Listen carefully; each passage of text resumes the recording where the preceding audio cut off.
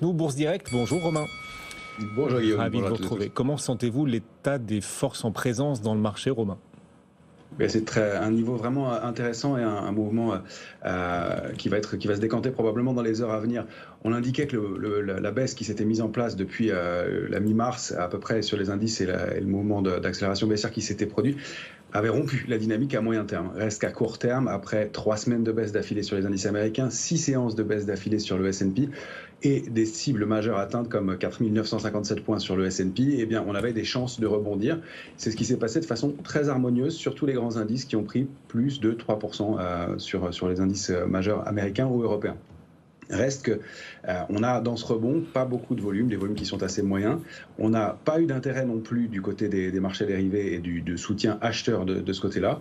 Et on arrive contre des niveaux qui étaient des niveaux sous lesquels l'accélération baissière s'est produite, sont vraiment des niveaux charnières contre lesquels les vendeurs pourraient se manifester à nouveau et qui sont vraiment pivots. Alors il n'y a pas de choses établies à ce stade encore, mais ce sont des niveaux qu'il faut surveiller et on constate que la réaction du marché est un peu à l'arrêt. Alors on a d'un côté des acheteurs qui avaient bien acheté le marché, qui ont eu le temps de prendre du bénéfice, de l'autre du cash disponible, on le sait, des opérateurs qui ont eu l'opportunité de se placer en monétaire, qui peuvent peut-être trouver des arbitrages, mais ils ne se jettent pas sur le papier pour l'instant.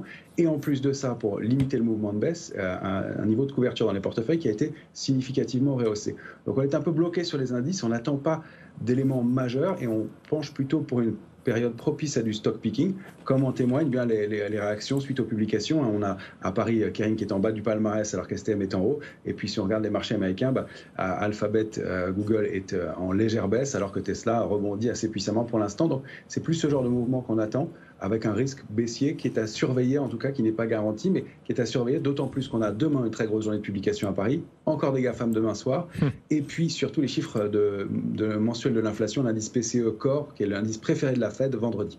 Oui, la fin de semaine sera effectivement chargée. La publication de Meta, ne pas rater aussi ce soir après Bourse. Et puis vous avez cité Tesla qui a déjà publié. Tesla à Wall Street cartonne aujourd'hui. La publication et surtout la stratégie annoncée par Elon Musk, la communication d'Elon Musk sont saluées.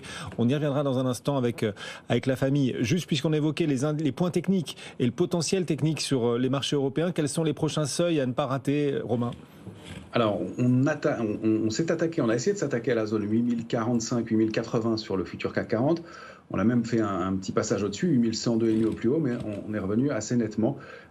Pour l'instant, c'est ce niveau qu'il faudrait déborder pour neutraliser la baisse. Même si on débordait 8080 en clôture, jusqu'à 8160, on resterait dans un mouvement de neutralité. Tant qu'on est en dessous, c'est plutôt un mouvement neutre à baissier à court terme. La première alerte, elle serait donnée sous 7981.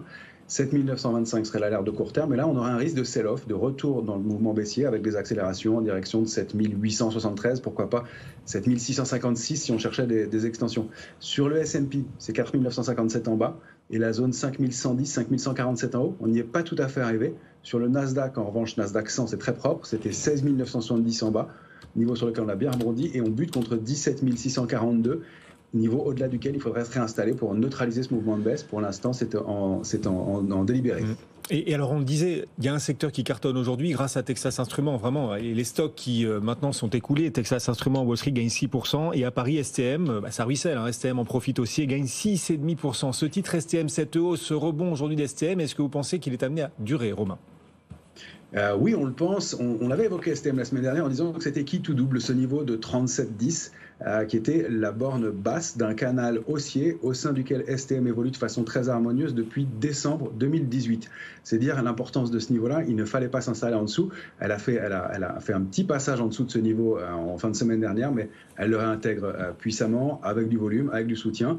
Elle passe une première résistance intermédiaire à 38,90. Donc pour l'instant, on a en mire un premier niveau à 42,88.